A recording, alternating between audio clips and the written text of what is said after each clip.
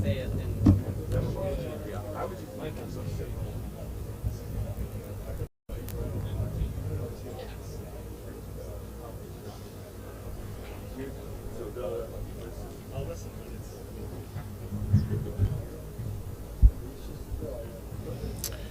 All right, good morning. Good morning, Vice Admiral Fagan, Admiral Gautier, U.S. Attorney Brewer, and Mr. Grubb, the Principal Deputy Administrator for the Drug Enforcement Administration.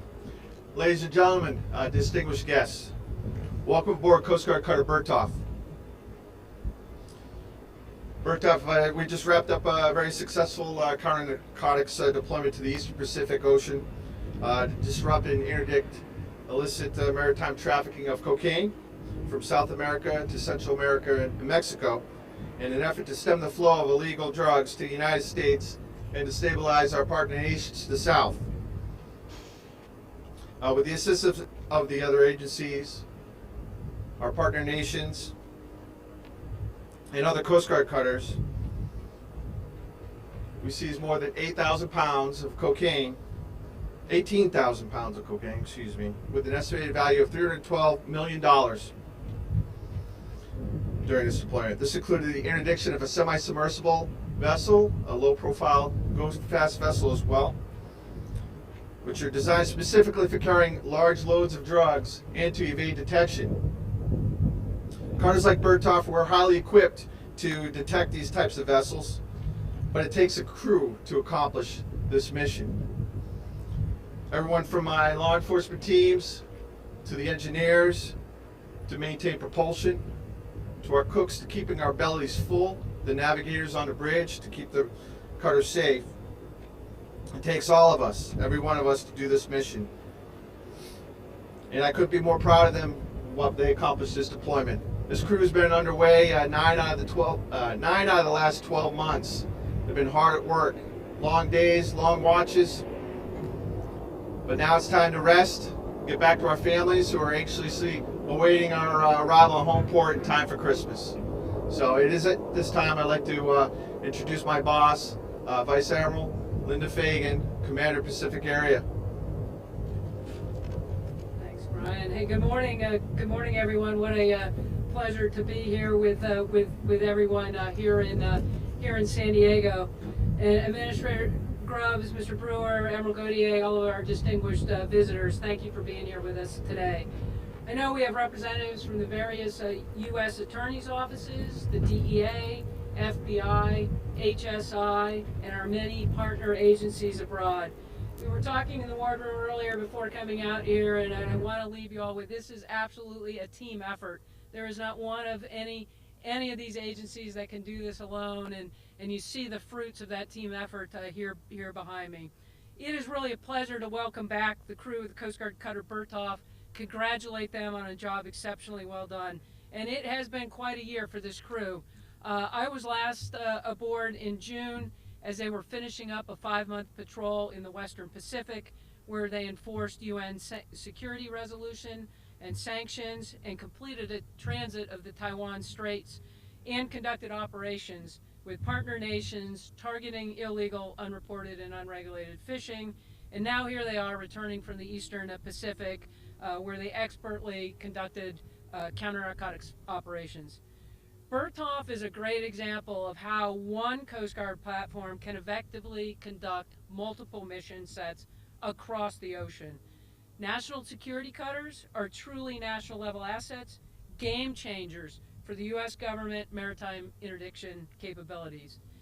This offload comprises 7 separate suspected drug smuggling vessel interdictions and disruptions by Coast Guard cutters in the Eastern Pacific.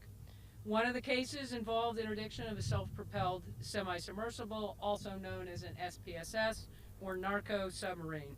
Second Coast Guard interdiction of an SPSS this fiscal year. There were many more in the previous fiscal year. Last year in FY 2019, Coast Guard interdicted 208 metric tons of cocaine worth over $6.1 billion. And these men and women return over 18,000 pounds of cocaine today, estimated at $312 million. It's just a fraction of the cases of narcotics that we will seize in FY 20. In fact, as we speak, another cutter like this one is heading heading south into the Eastern Pacific to continue to conduct those interdiction operations. We use our unique capabilities and authorities as a military service and a law enforcement agency to secure our nation's borders. We disrupt the illegal activities of dangerous cartels far from our shores to help ensure that we keep America safe. This offload demonstrates another successful example of the cycle of justice. The cycle begins with intelligence-driven detection and monitoring of illicit activities that cue the interdiction and apprehension of smugglers, contraband, and ultimately leads to criminal prosecutions. The cycle of justice disrupts the cycle of crime, which left unchecked fuels violence, instability, and corrodes our hemisphere's social and economic fabric, and directly contributes to historically high drug-related deaths in neighborhoods across the United States. Massive profits from cocaine trafficking allow cartels to diversify and fund other illicit activities, trafficking of opioids, synthetics, and methamphetamines. Attacking the cartel's profit source in the maritime transit zone is part of a holistic approach to mitigate their influence enabled by cocaine smuggling. At-sea interdictions of pure cocaine is the most effective way to limit cartels from trafficking their entire spectrum of illicit products. Coast Guard's specialized capabilities, our unique authorities, strong international relationships in the region enable us to strengthen partner nation capacity. Our efforts with international partners to dismantle these dangerous cartels on their own turf so citizens there no longer have to live in fear of cartels' violent influence, and by working with our partners to strengthen their organic maritime governance, we achieve a combined benefit that also addresses threats to our own national security. On the home front, numerous U.S. agencies from the Department of State, Defense, Justice, and Homeland Security are involved in this important effort. This includes the Coast Guard, U.S. Navy, Customs and Border Protection, FBI, DEA, HSI, U.S. Attorney's offices in California, Florida, Puerto Rico, New York, Texas, Alabama, and Ohio are among the numerous U.S. and international partners that contribute to this effort. As we view this threat through a wider lens, we see that the scourge of drugs remains a great challenge to our nation and our international partners. And our men and women, the men and women of this crew and the others that will take their place on the front lines, face the highest levels of cocaine cultivation and smuggling ever. And the mission of our U.S. Coast Guard crew, it's fraught with challenges, a very difficult mission to execute. We'll continue to press into this mission space, and we'll continue to do this with these national security cutters and our newest acquisitions, which will include the offshore patrol cutter. These will be deployed to replace the medium endurance cutters that we're currently also using in this mission space. Many of these cutters are 50+ years old, but they make up a significant part of the current offshore presence. And we're really excited about bringing the offshore patrol cutters, or OPCs, into the fleet and incorporating their advanced capabilities alongside those of these national security cutters. I'm deeply proud of the work of the men and women of Berthoff and what they've accomplished. And I look at theirs, this is life-saving work that they're doing. And we may never know how many lives we saved by the narcotics on deck here behind us, but we have saved lives by interdicting this cocaine at sea. And I am proud of what they've done. Thank you for being here with us. It's now my great pleasure to introduce U.S. Attorney for the Southern District of California, Mr. Bob Brewer. Thank you, Admiral. Thank you, Admiral, and to Admiral Fagan, Admiral Gautier, Captain Anderson, Captain Borelli, and especially the crew members of the Berthoff, welcome to San Diego. We who live here always refer to this as America's finest city, and believe me, we know how lucky we are to call it home. It's a little chilly today, and I apologize, but it's still San Diego, and we love to be here. As a former United States Army infantry officer, it is a distinct honor to be present with fellow service members standing behind me and in front of me and be able to relate to you how much I appreciate your service. As the United States Attorney of the Southern District of California, which is the honor of my life, one of our key missions is stopping dangerous drugs before they reach our shores. Succeeding in that mission would not be possible without the tireless efforts of the United States Coast Guard. We must stop the flow of drug smuggling in order to protect our citizens from the real threat of transnational criminal organizations operating in the Eastern Pacific, who selfishly peddle narcotics that indiscriminately kill people. Your efforts, the crew of the Berthoff, your efforts in this battle is essential to our success. As the Admiral just said, you must know that your efforts save lives. There is no question about that. Your diligent efforts to interdict the distribution and sale of narcotics and thousands of metric tons of cocaine every year is such a success. Cocaine that, if it was not seized, would help fill the drug dealers' laundered bank accounts and endanger American lives. The 7 separate seizures that resulted in the over 18,000 pounds of cocaine, which is behind us, worth an estimated $312 million that this crew brought to this port, represents a significant accomplishment. It's an accomplishment the crew achieved in the daunting maritime environment, which makes it even more impressive. Furthermore, as the crew knows, and certainly the officers, you must document your efforts with meticulous care and maintain all of the relevant evidence so we, as prosecutors, can file the cases and prevail at trial before a jury. What this crew does at sea in this world of drug interdiction very easily ends up in a federal district courtroom as evidence in a jury trial, will hopefully lead to a conviction and to long prison sentences, as it did this past August when we tried in federal court here in San Diego 3 crew members of a panga vessel which was carrying 734 kilos of cocaine. Each member of that crew were convicted, and they each face a minimum of 10 years in prison.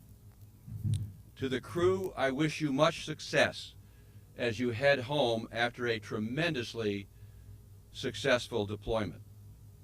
Again, I sincerely appreciate your military service and so much honor this opportunity to express that.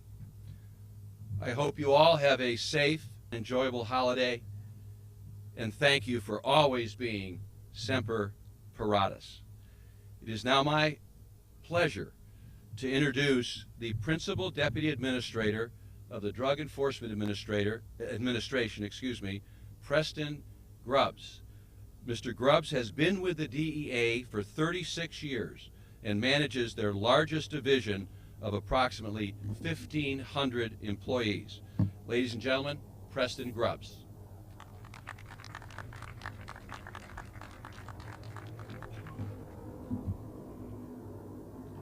Good morning.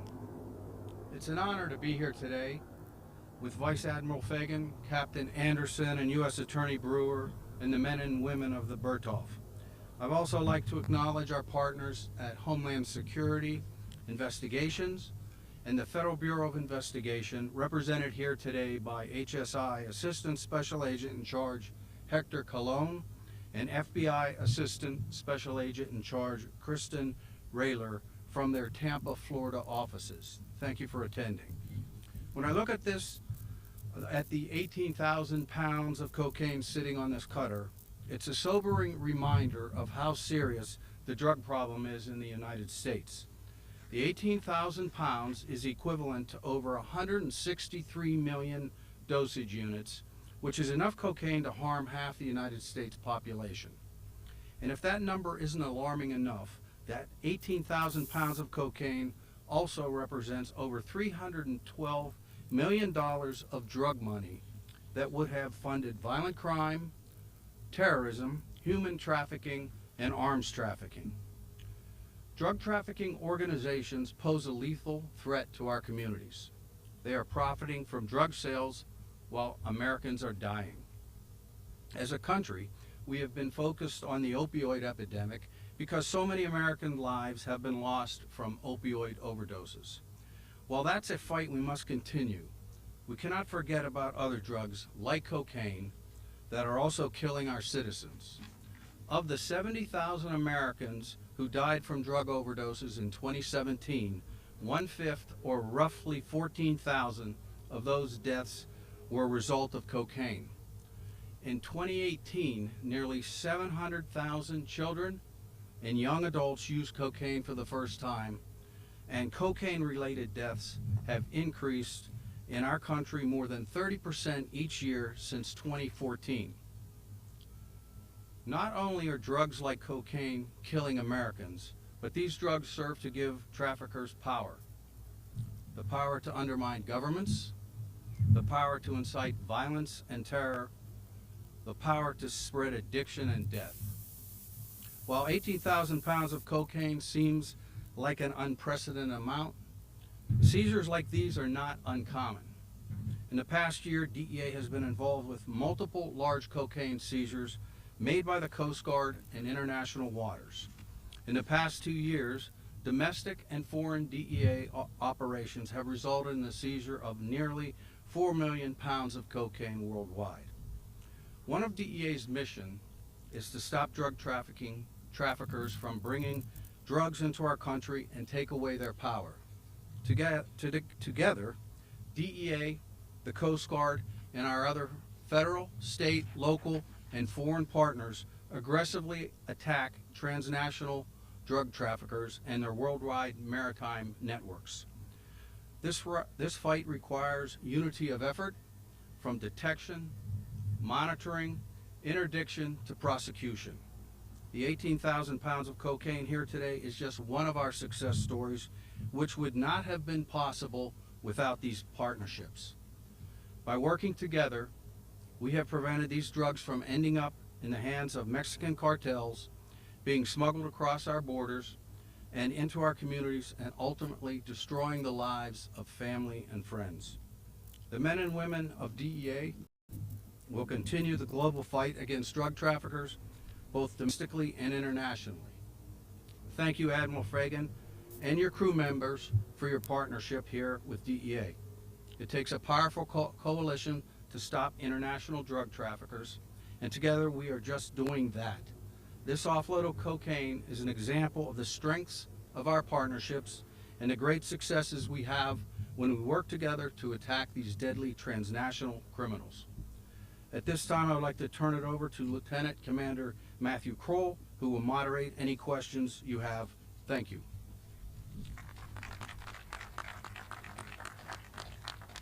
Thank you. So we have a few minutes for some questions and answers. I ask you just raise your hand, wait for me to call on you, and state your affiliation. If you have a specific question for a specific person, please state that at the beginning, and we can move forward at this time. Oh, sorry, go ahead.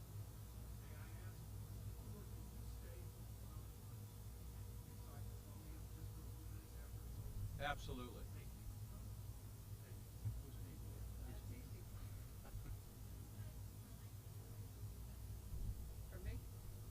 Yeah, so as I mentioned, these national security cutters have been game-changing for us with regard to our ability to do these at-sea interdictions.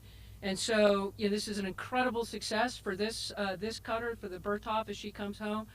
As we sail the next national security cutter into the Eastern Pacific, which will happen in the next couple days, we will see equal success from that cutter.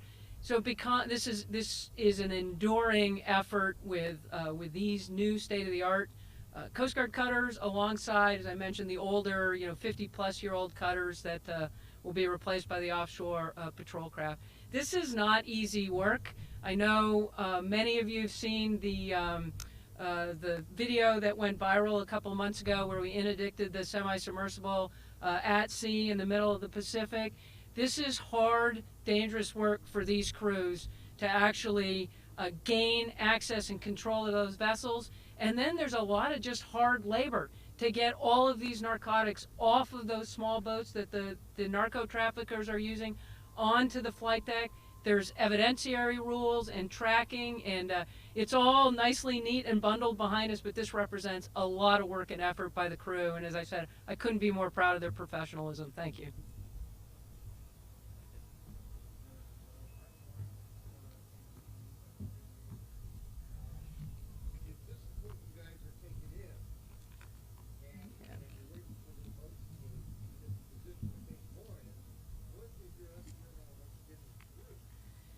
So that's a great question. So the problem is big, and cocaine production continues. The cultivation of cocaine continues to grow in South America. So the denominator continues to increase. The interdiction rate. So there are always cutters in the Eastern Pacific. I'm highlighting the state-of-the-art cutter that's on the way down there. We are 24/7, 365. In theater, looking to do interdictions. I'd like to tell you that we were getting even 50%. It's not that. It takes a cutter, a use of force, a helicopter, what we call a Hitron helicopter, over the horizon fast pursuit boat, and then the detection and monitoring and intel that Jayad of South and other partners are able to provide us so that we can get in and do those interdictions. But as the cultivation number continues to grow, there's ample opportunity to continue to get at our interdictions. And as I said, last year's numbers are out 208 metric tons from last year.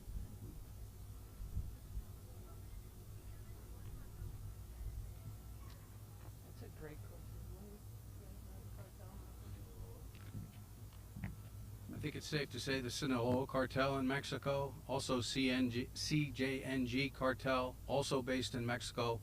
There are a number of smaller cartels that work out of Mexico, but those are the two main ones that would have benefited from this kind of amount of cocaine. And they have ways to smuggle it into the country, and then they have distribution networks in all of our cities.